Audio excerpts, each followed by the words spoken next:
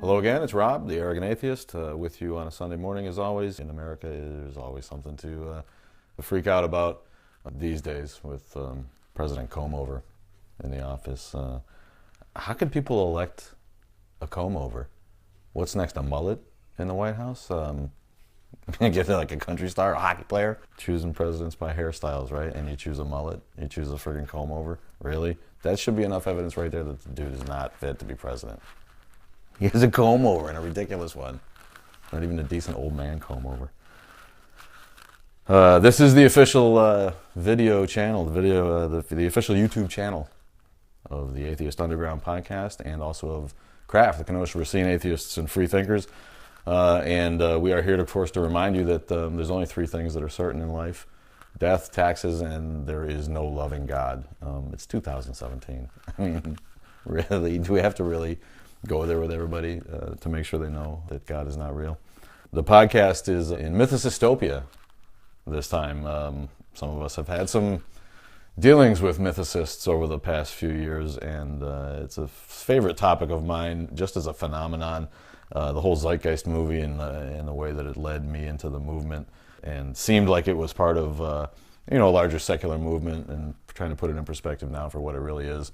For those of you who don't know, Mythicism is the study of New Testament theology from the point of view that Jesus never existed at all, not as a wandering Jewish minister who preached to people out of the wilderness like a lot of those crazy folk did, but as a completely created from whole cloth legend, much like Robin Hood. We roam around the forest looking for lights. Or similar folklore tales from the day. A lot of scholars think that he never existed at all, and he simply was created 50 to 70 years later, 100 years later, whenever the Gospels were written, to create a central figure around a new myth arc, a new faith system called Christianity.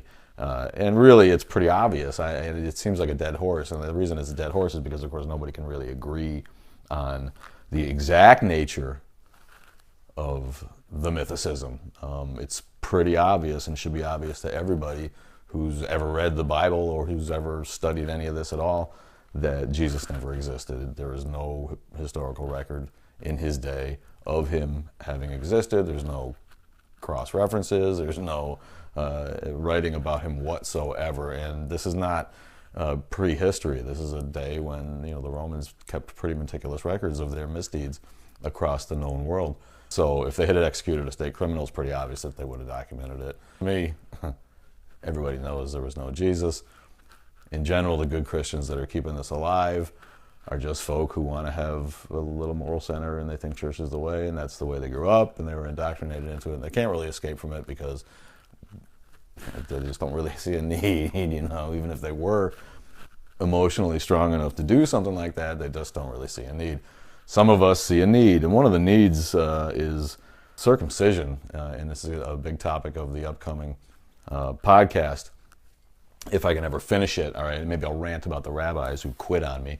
I was going to leave Orthodox Judaism alone, but they're not innocent, no. In general, we like to make allies out of fringe religions, minority religions, but Judaism, is both a favorite nephew of the religious right in America, and for us atheists, folk who we generally ally with, because Reform Jews and most modern educated Jews are basically atheists anyway, and see themselves as cultural Jews. But Orthodox Jews, now there's a religious minority, and we always sort of look at them like that little uncle that we need to protect. Uncle Shlomo, he's a little bit meshugana, but we're going to take care of him. All right, he's all right.